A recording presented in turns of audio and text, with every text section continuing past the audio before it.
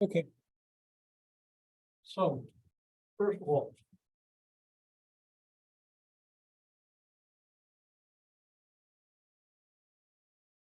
Got a mass here.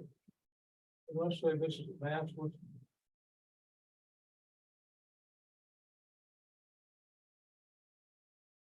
Four.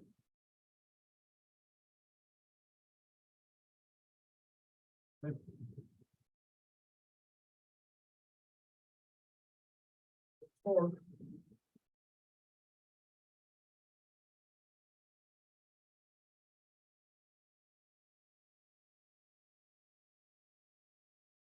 About this point.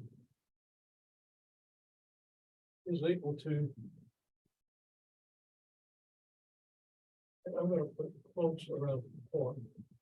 Okay, this is not really torque. I'm just gonna multiply the mass by this distance. You really have to multiply mg by this distance, right? If this is mass, I don't. This is the text.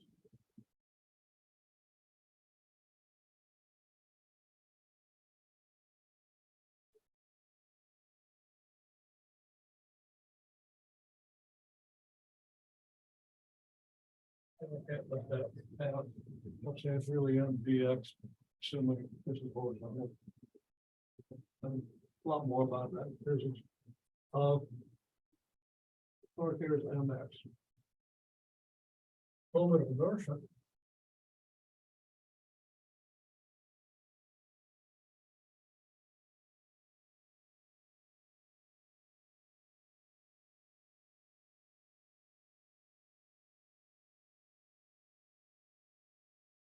Square. Okay.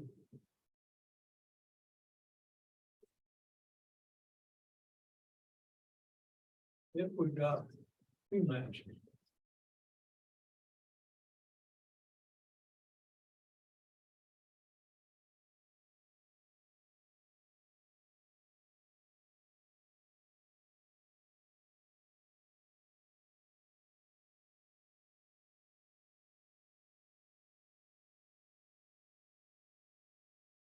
We're going to use tau for torque. That's a fancy Greek tree.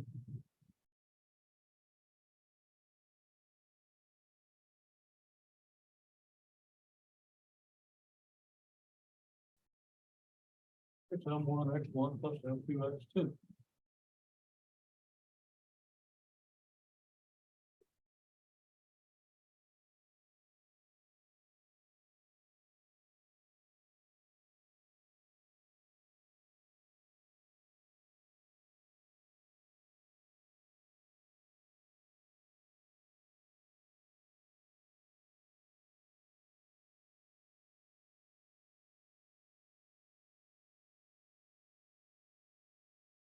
XCM stands for center mass, the X coordinate of the center mass,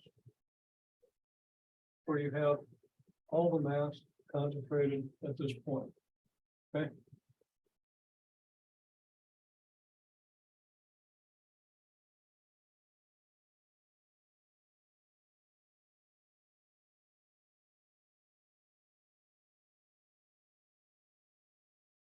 Torque is still M1 X1 plus M2 X2. Of course, that has to be equal.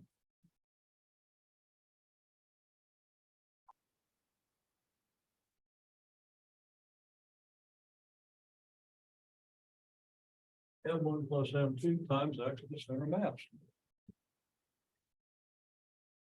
There's a formula for the center mass. M1 X1 plus M2 X2 over M1 plus M2, but that's just a bare formula with no meaning unless you understand what torque is. Now, if you take physics, you're gonna have better understanding, taking physics now, you'll have a better understanding of it now, but if you take physics later, you're gonna get a better understanding of the mathematics behind it. So it works in either order. One of the best course I ever took was this course. I had a lot of time to spend on it, did really well. And then I was out of sequence because I had surgery in the fall semester, this semester. even though I couldn't come back to class afterwards after surgery, but that wasn't an option. Wasn't going to come back to those classes after missing 2 weeks or 3 weeks before. And but that put me out of sequence in physics, so I took electromagnetism after I took this course. Boy, that made it a lot easier. I nailed that course. Yeah, I didn't nail a lot of courses for a while, but I did okay. Still, it kind of set me on the path. And whether that's a good thing for the world or not, I don't know. Okay, so we have. And my point is, if you're not in physics, haven't taken physics, you won't understand this as well, but you'll understand the mathematics and you take physics, you'll have a big head start there. And if you're taking both courses, it advantages that way too. Works out. Okay, so we have this. Okay, now what if you have a mass distribution? Let's say you have something that's not mass specific. It varies its diameter, or its thickness, or whatever. Okay. Then what are you going to do? Well, you're going to make a partition of the thing. Here to here. And in your typical increment,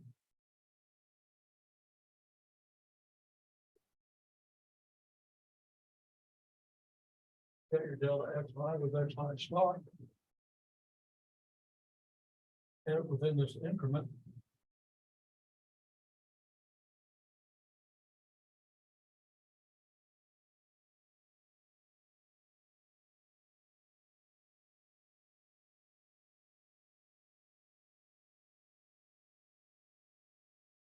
your mass per unit length will be lambda of x. Linear mass density, okay?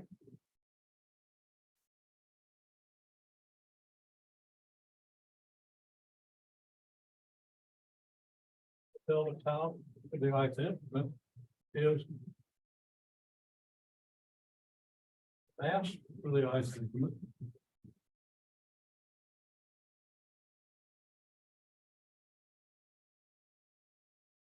Times xi star.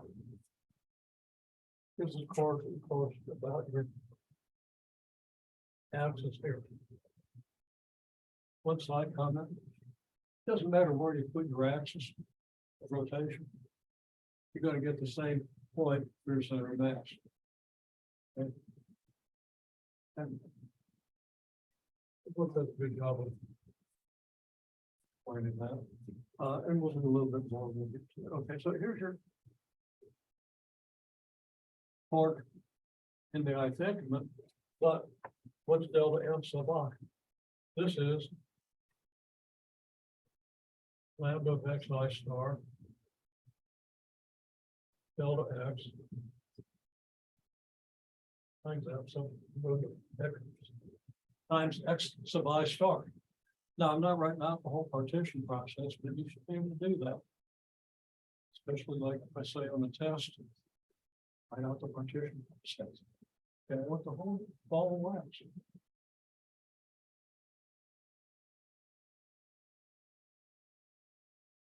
What you know that whole ball of wax. The engineer. Okay. So the sum of your, I'm abbreviating the process, sum of your delta cost of tau sub I is a sum then of your lambda of xi star times xi star times delta x, which approaches the interval of x lambda of x dx from okay. From 0 to L, let's say.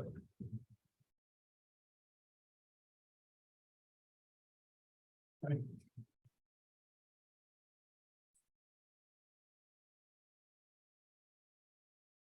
The total mass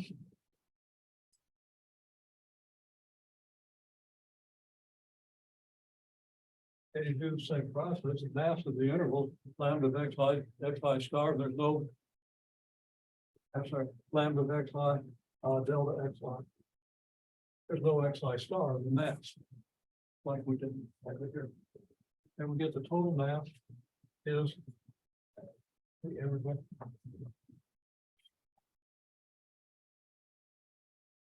So just lambda of x dx. So that now your center of mass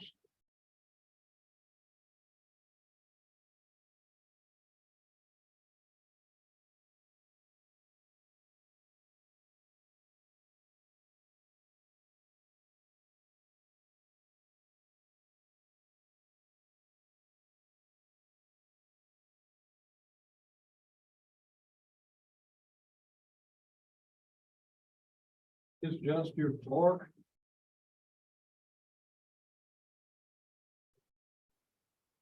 There's your torque. There's your mass. Same idea. You're just summing it up over an infinite number of small slices. Infinitesimal slices. Now, if you get into 2 and 3 dimensions, you're going to have the torque about each of 2 or 3 independent axes to find where the center of mass is. So,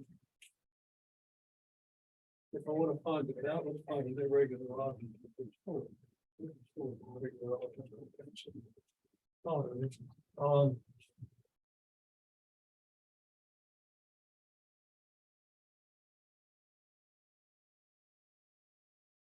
Looking for a good choice here.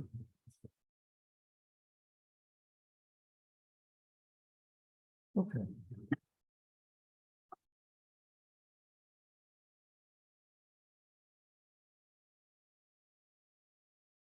Okay.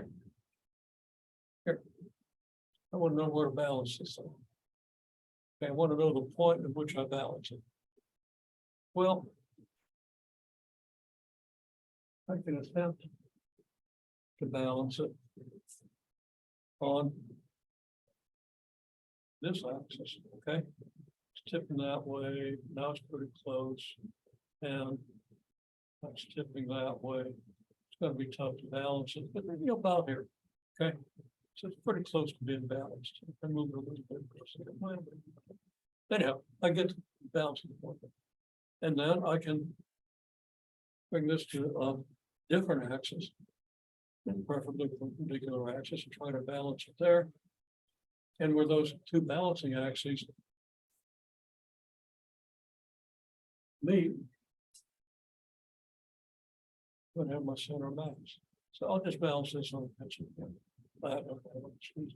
Well, geez, maybe I've lost me. Well, that's tough to balance. It's top heavy. It rotates a little bit. The mass up here creates a bigger torque than it would if it was flat. So it's going to be really tough to balance this. But you get the idea. So if it's a 2-dimensional region, chalk. I wasn't chalk. Okay. So you got a 2-dimensional region. And you got a mass density.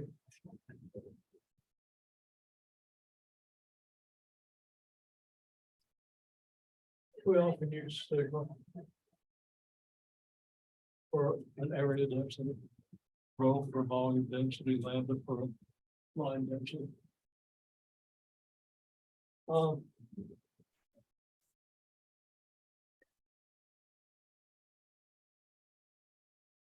That's a y-axis can be anywhere. Okay.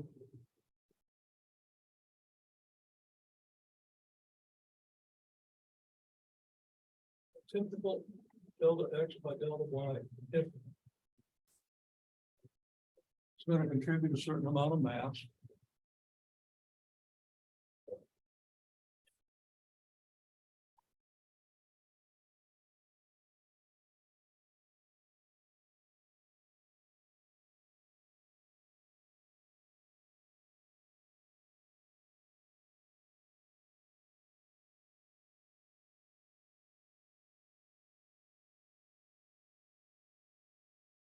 If you write out the whole thing, you have an XI star and a YJ star. Okay. And then.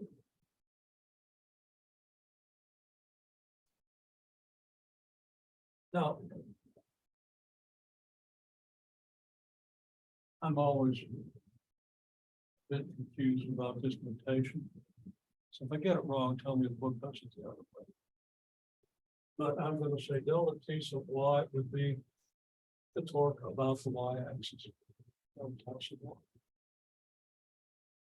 I'm saying this is a torque.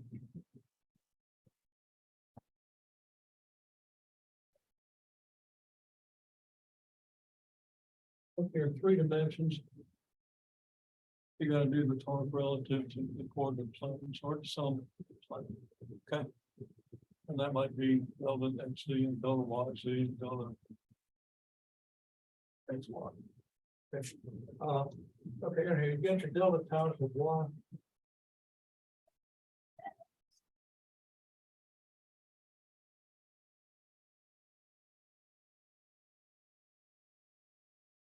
Your delta M sub IJ, because it's an IJ infinite.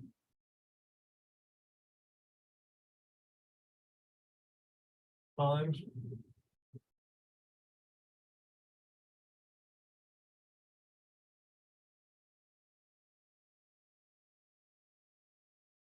XI star, if you do the talk about the y-axis, the distance from here to here is XI star, right?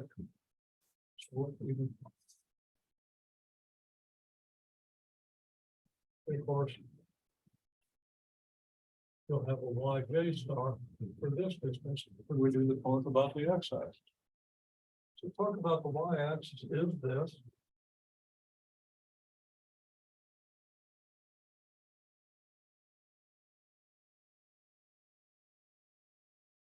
And that's it.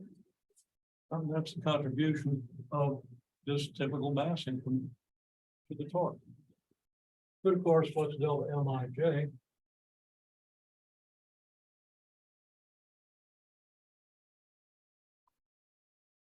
That's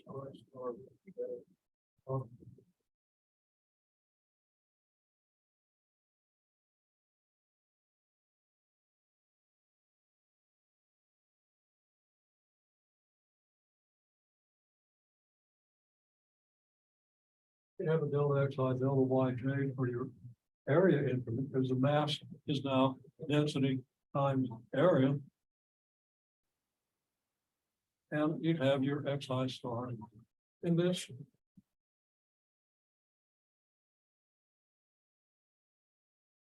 We'll be able to fill in the dots. It's ain't going to be the interval from whatever limits. Now, this is not a type 1 region. This region would be a mess, but I'm not going to get into the details of how you set up the region. You should know that. So I'm not going to put limits on the interval. You figure that out. But it's, I'll write it as X. Sigma of X, Y. dx dy. Okay, whatever the limits are, describe the region, and you want to integrate with X first.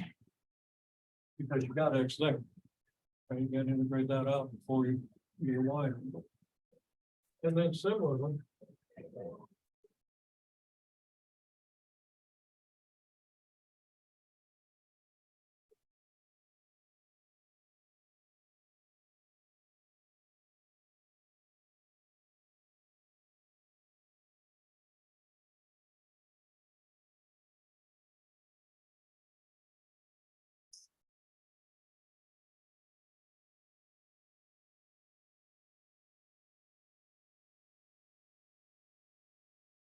same thing, but now we're doing the talk about the x-axis. We do this. Now we're only doing the same thing we did here, but we're doing it for each dimension. But we're just doing it for this one little chunk. Okay.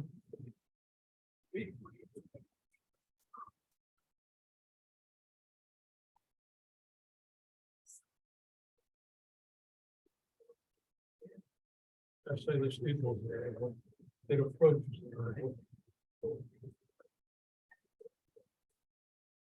Again, a double interval of y. Sigma y of x, y.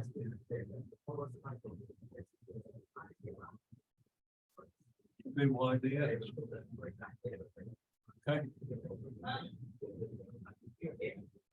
And of course, we're going to have to be able to change our order of integration in order to accommodate the fact that we've got to integrate y first here and x first here.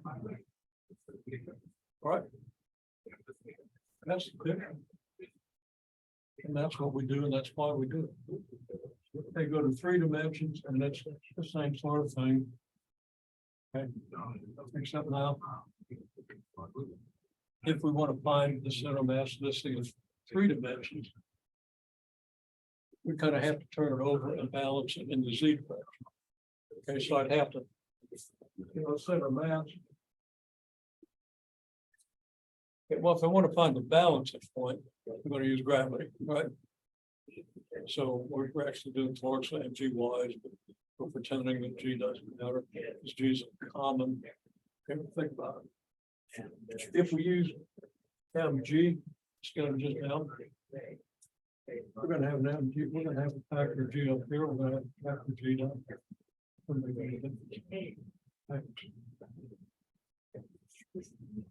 Okay, now, if we want to find the actual center of mass of this 3-dimensional object, then we have to think about, okay, well, let's turn it over. And the z-axis is like here. Okay, so we're going to have an axis parallel to the z-axis. Let's just rotate the system so we think about what gravity does. Okay. But it's going to be the same thing. So then our center of mass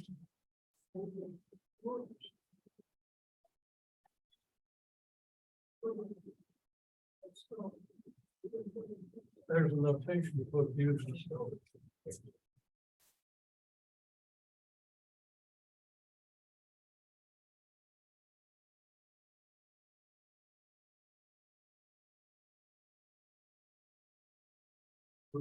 X, what are the center mass, then your double interval of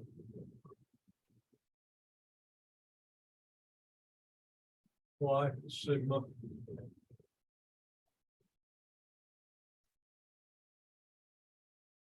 dy dx over the double integral of sigma dy dx, and the y center of mass is your double integral of x sigma dx dy over the double integral of sigma. No need to reverse the order of integration on this one, because you don't have an explicit factor of y.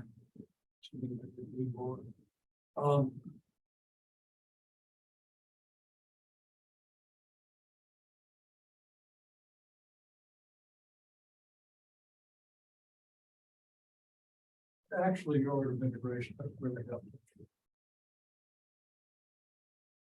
Okay, you can do it in either order, as long as you do it in terms of dy, as long as your first interval, your partition is your y interval. So what I said before didn't really make sense. It was kind of a neat idea. Okay.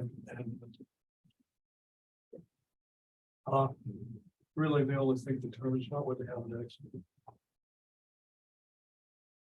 What I was thinking, okay.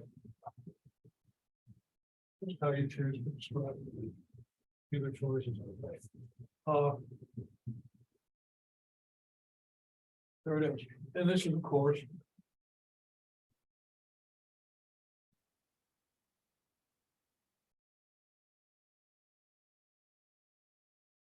talk about the y-axis. Look. Talk about the x-axis of the mass. So that's pretty much it. And if you go to 3 dimensions, well, then you have the same interval. You have a triple interval. If you want the X center of mass in 3 dimensions, going to be a triple integral of y sigma, and would be probably y rho. Whatever you use for the density. Then you have to do y together. Okay. So that's actually fairly straightforward. If we understand the center of mass is no moment of inertia.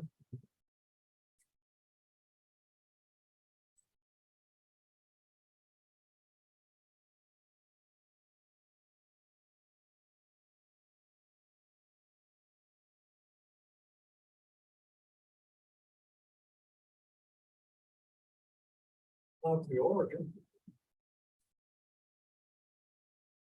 For this situation. Again. You have your figure, you have your typical infinite. Okay. Same labeling, and let me repeat it. What you want is the distance of this thing from this axis of rotation.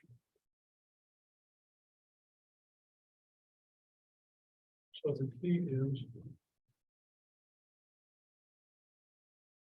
R sub I j.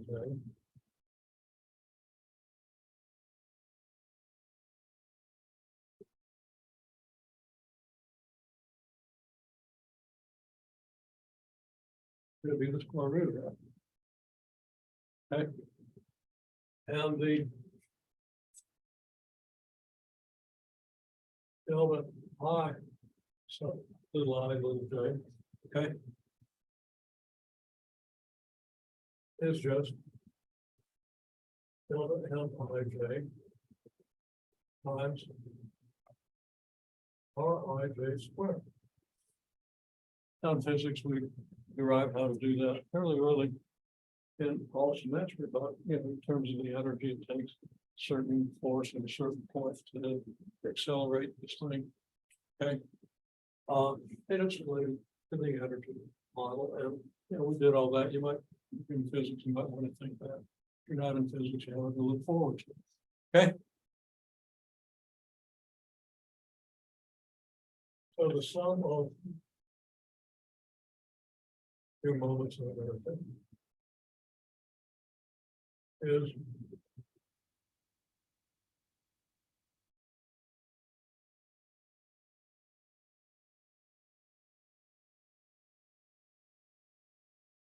this. Of course, the MIJ, I should have written that out, is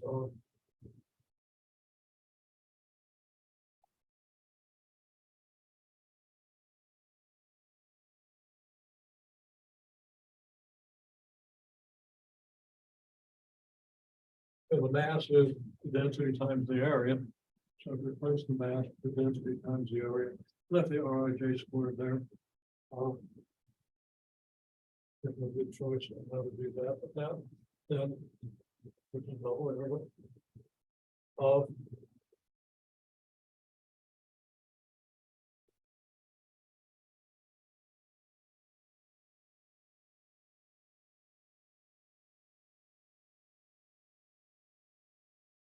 Okay.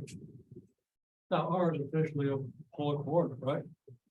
So now I have a couple of choices depending on the nature of this object. I could replace my, it's not delta x by delta y, b is dx and y. If we want the x, right?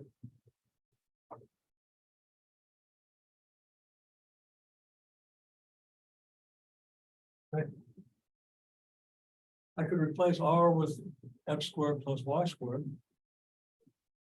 Or I could replace dy dx with the area infinite polar coordinate, which is r dr d theta.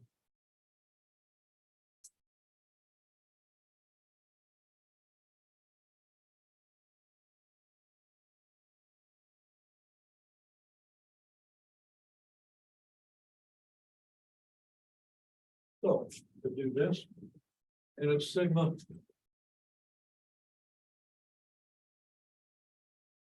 times this thing. Don't confuse that with the dot product, there's not vectors, so you fit it.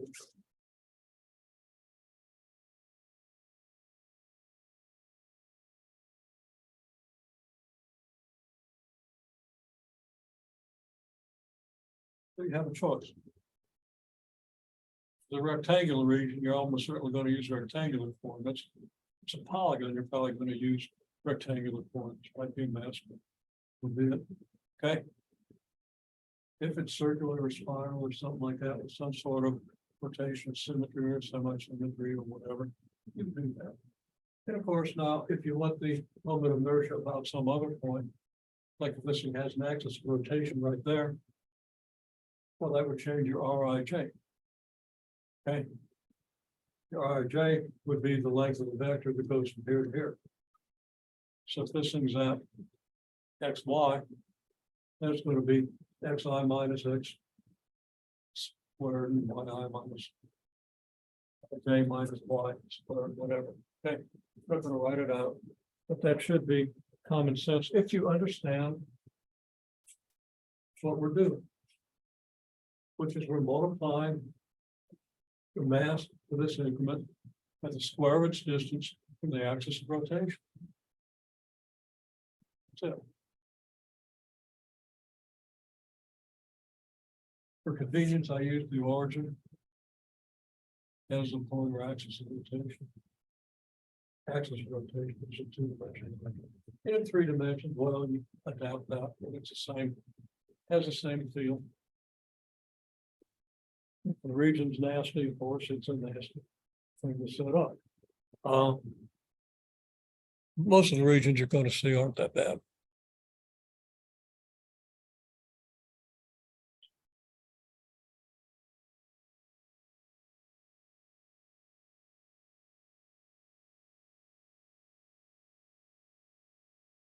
Okay, what's a vector field? Well, I'm going to define what L of x, y equals y minus x, j. Which is a good vector field. Has some actually interesting properties. Okay. Now, what's the vector field look like? Well, and maybe we'll talk about what good it is too, but you can think maybe. Well, let's throw this out. Okay.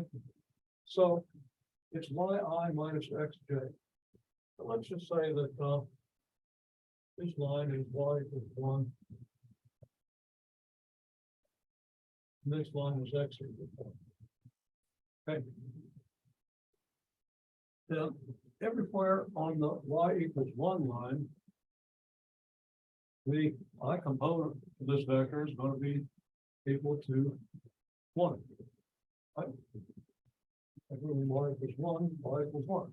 It's going to be 1i. Okay, so let's start out by just taking a bunch of points along here.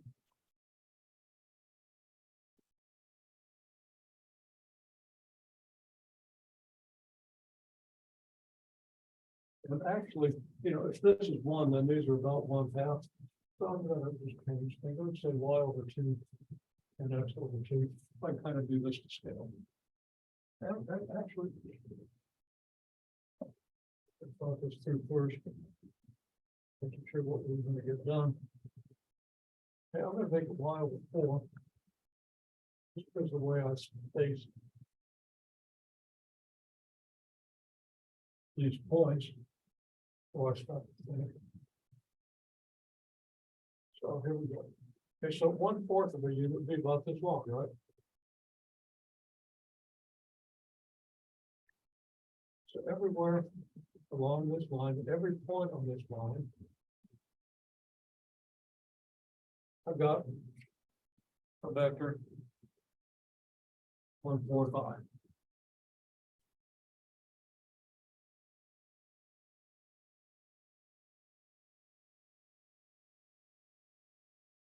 Cover this and this and this and all the rest of them. Okay. But then of course I've got x over 4j. So what's x over 4j look like at every one of these points? Well, when x equals 1, and x is pretty close to 1 here, then that would be 1/4 j. A little more than 1/4 j. So it's going to be, this is xj for x equals 1.1. Okay. Oh, here x is bigger. It's quite a bit, it's actually about this big. So X over four would be about this big, and X over four would be about this big. Over here, X over four is getting smaller. Over here, X over four is really tiny. Over here, X over four would be negative. And here X over four. Be bigger than this, okay? So you understand what I'm drawing? So the result, which is going to be the value of the vector field, is going to be represented by the resultant vector. So, you know, parallel around that.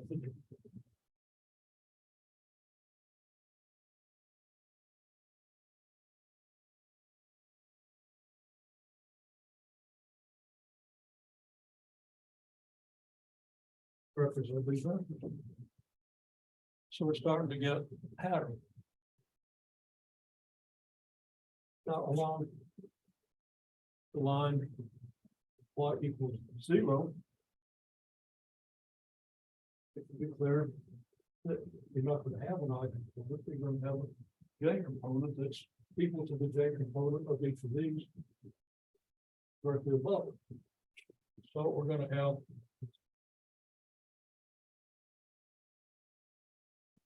I'll go ahead and do it. All right, my next pen, please. Pretty much nothing there.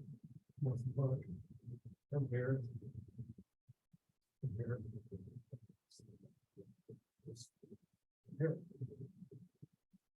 And actually, if you do a straight line, it would almost go through the tips of these vectors. Actually, it would go through the tips. Resultants are just going to be equal to the vectors that do for X, since the Y components are all 0. So there's your field. Okay. And then for Y equals -1, they're going to be just like these vectors, except the Y components are going to be, I'm sorry, yeah, they're going to be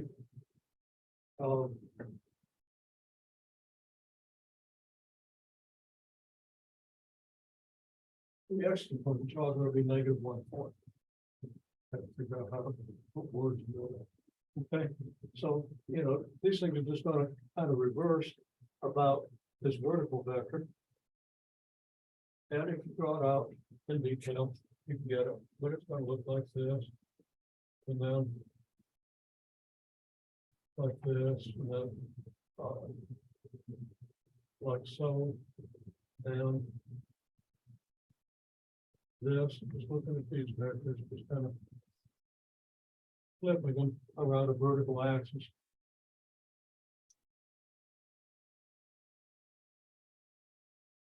Okay, that one is very good. You get the idea. Okay. And then you can kind of fill in what the vectors would look like in between. So we've got this vector field that I'll attempt to figure out this out here. At least in this region. 5 vectors are going to be this, and then this, and then this, and this,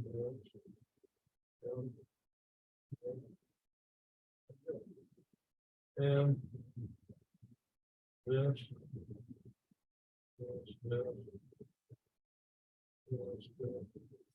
this, you know, rough picture.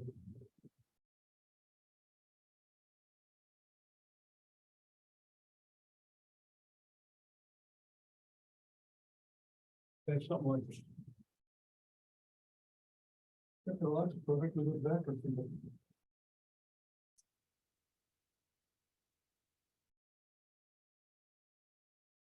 Extending a little further into the chapter, just to give you a simple operation that we do in vector fields called the divergence. I'll just put this in parentheses because you don't need it right now, but you might as well see it. an easy calculation, get del dot F. Okay, what's your del vector?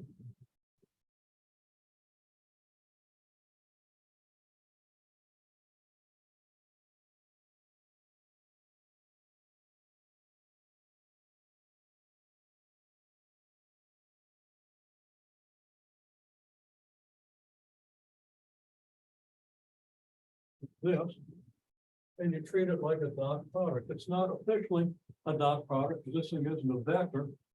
We call it a vector operator. Del is a vector operator, and I think you've seen that terminology when you did greatness. Okay? It's an operator that operates on a scalar function to give you a vector. The same operator dotted uses the dot product with a vector function. It's going to give you a scalar. In this case, scalar is going to be 0. Partial with respect to x or y over 4.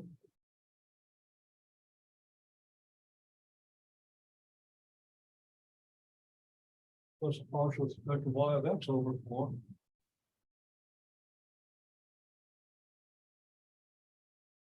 And taking a partial with respect to x, y is a constant.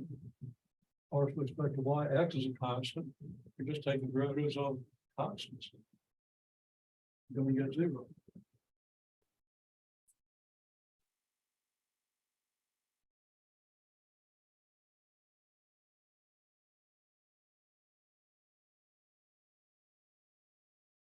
Okay.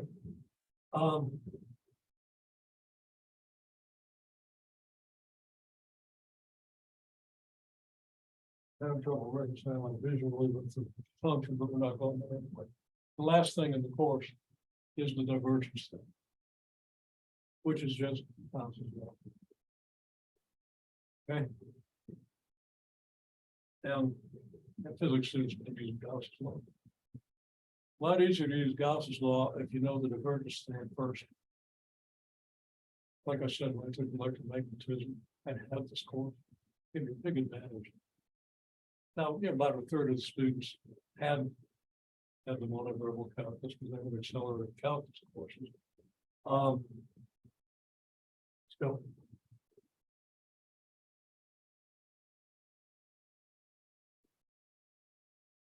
all right, that's a little bit. Now, a big thing about vector fields is line energy. Okay. Now, this vector field, I don't think actually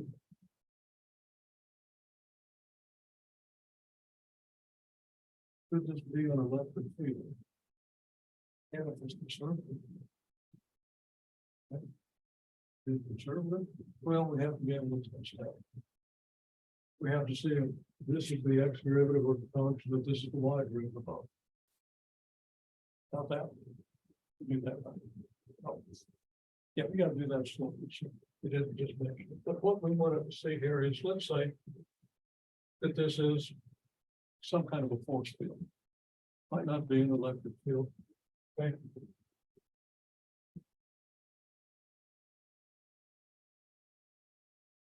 I want to integrate this function over this path. Now, by that, I mean,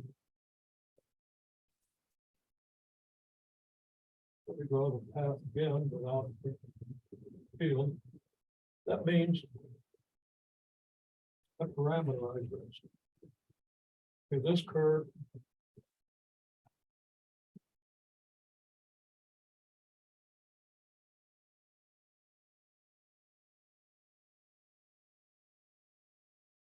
x is some function of t, y is some function of t.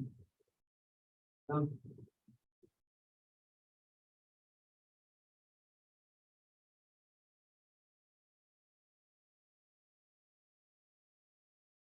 this may be. Okay, we partition t on that. So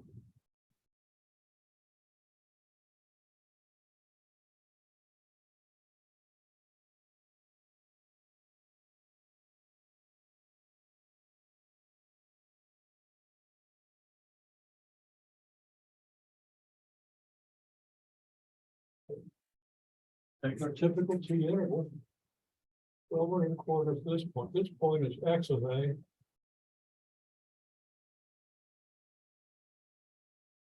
So badly have to fix it.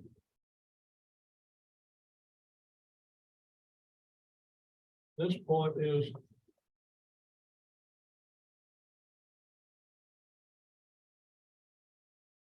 x of a, y of b.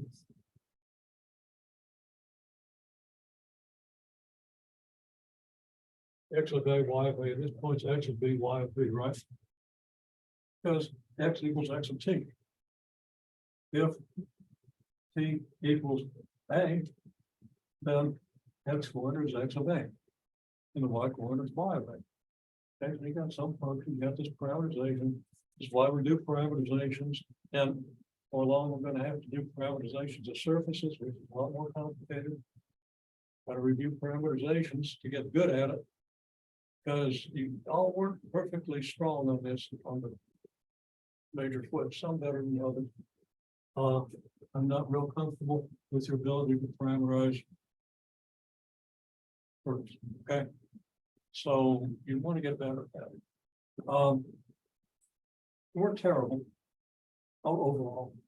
Some people are better than others. But okay, well, anyhow.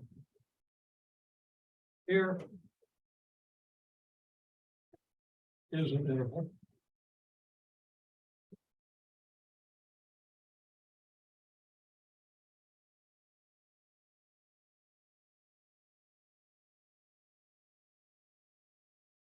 Here's your ith interval. That's as large as your ith interval. Your ith interval goes from here to here. It goes from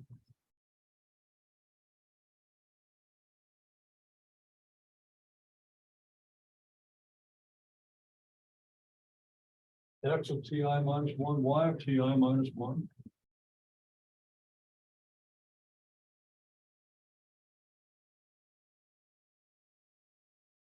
X of ti, y of ti. The sample point somewhere in here.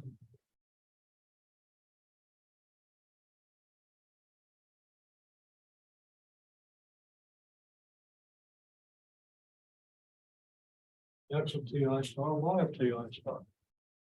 Okay. How far is it from here to here?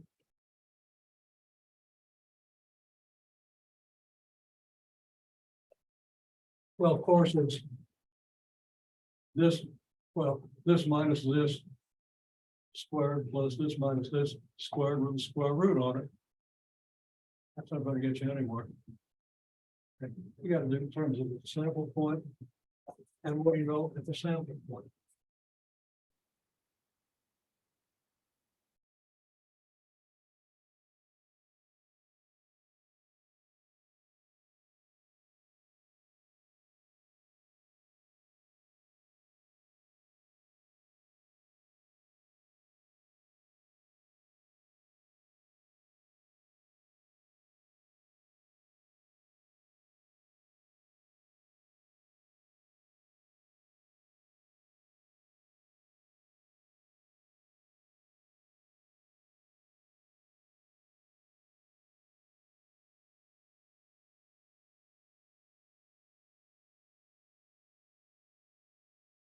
Badly written. It's x prime to ti star squared plus y prime to ti star squared. Okay, that's a square there. I screwed up my root sign. I didn't have room to write it.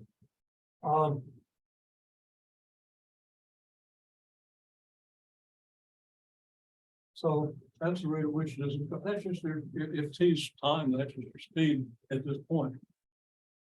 It's your x prime, y prime function, right? So you should know that from knowing all the unit tangent and tangent vectors and all that stuff in chapter 11. Okay. So we want to make sure we understand that. We'll talk about that in a little more detail, but kind of want to review everything we did after midterm. It's going to be great. Okay, bad idea. If each time that's just the speed.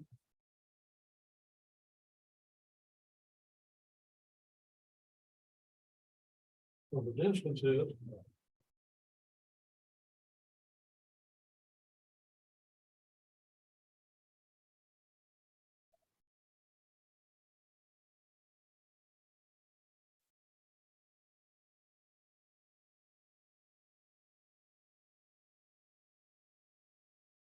This is abbreviated. I haven't written the TI star square. So the same expression, 100 delta T. Okay, this is the rate at which distance is covered with respect to T. Whether T is time or something else, you take the rate at which you're covering distance with respect to T and multiply it by the change in T and you get the distance. Okay. And that's what you integrate. Okay. If you want to get the arc length, well, that's just arc length. We already know that. Should. Now, based on knowing arc length, which you should know from calculus, first year calculus, as well as from what we did. Okay, arc length of the curve of f of x y, or an f of x, and first year calculus extend in so what we did previously in this course. Okay, well.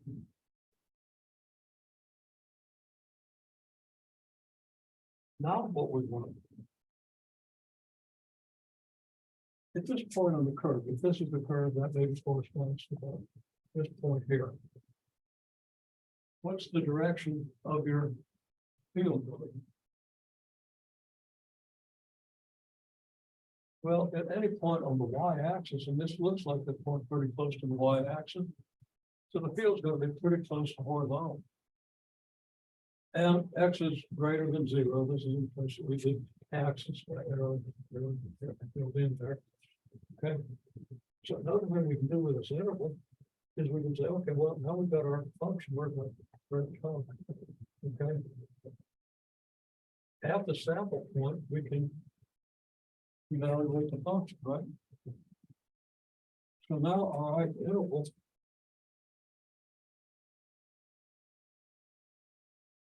it look like this. Still the right thing. Here's our sample point.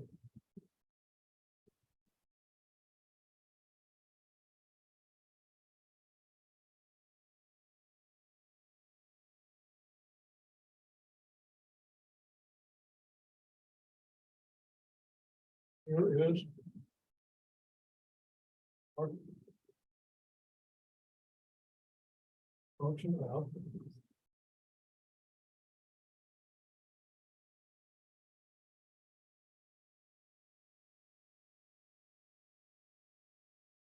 F evaluated at x of ti star, y of ti star, that would be at this point. Okay.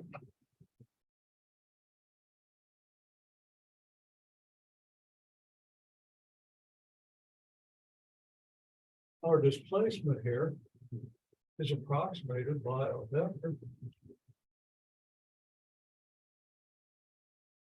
This vector is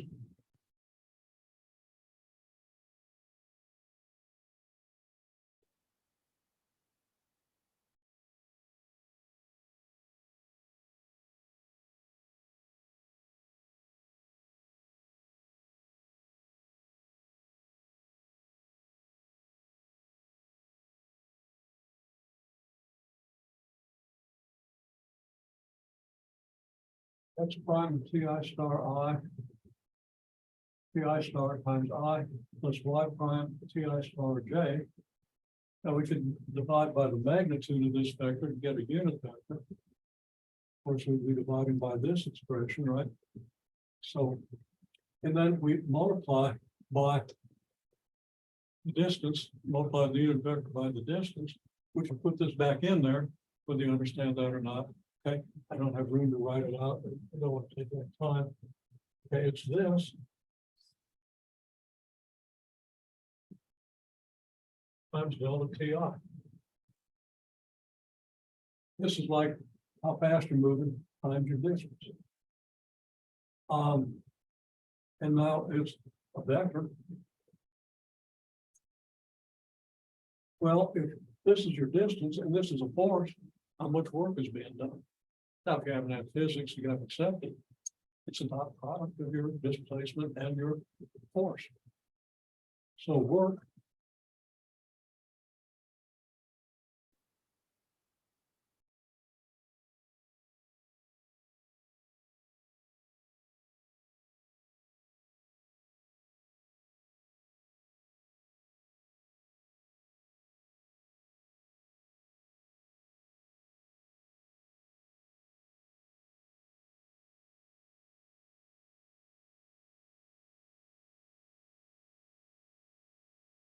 Is your displacement, which I'll call delta S. This is your delta S.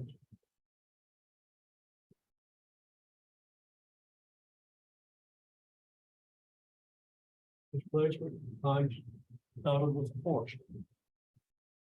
You sum that up and you integrate it. And you got the work done over this path.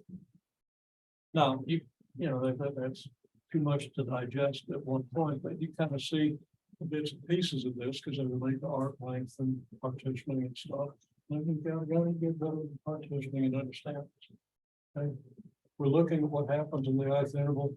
There it is. Okay. Now maybe we put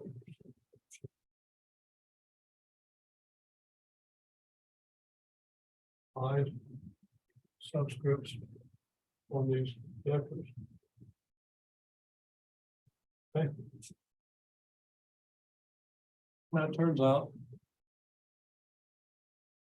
that if this is the gradient of some scalar function, okay, you know how to do a gradient. Everybody did gradients, something when you had it, something in this way.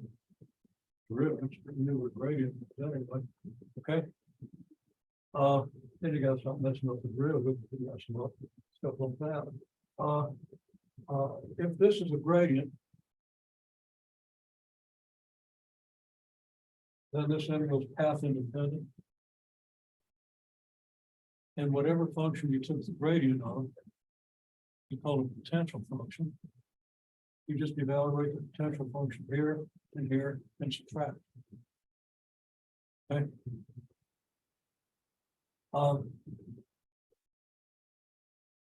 I think I said something wrong, but something like that. Okay. And then the point is, if f is a gradient of a potential function, then the interval from here to here depends only on the potential function at this point, the potential function at this point.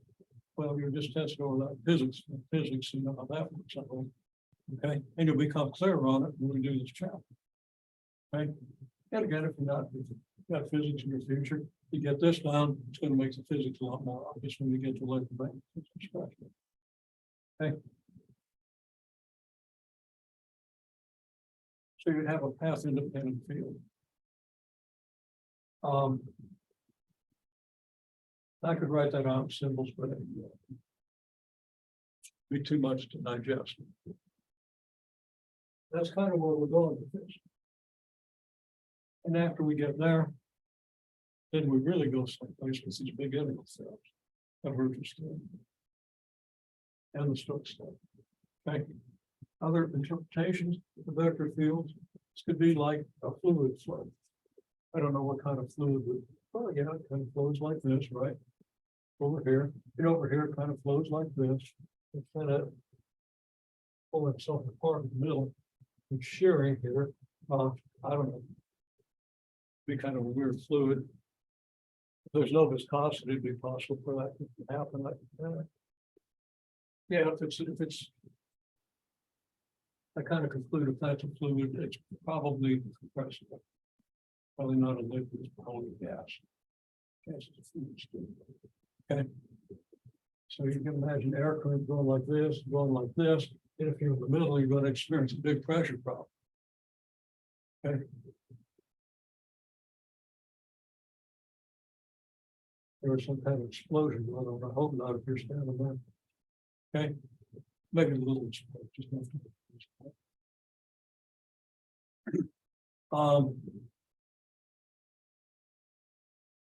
so the first section is to look at vector fields and do some calculations with them. Understand a few things. You're not going to talk about these line integrals and divergence and gradient and stuff like that. Okay. But the third section we get to the theorem that says, if this is a gradient and the f, the integral of f dot, ls, f dot ds. I think, okay, that's a big deal, that's a simple field.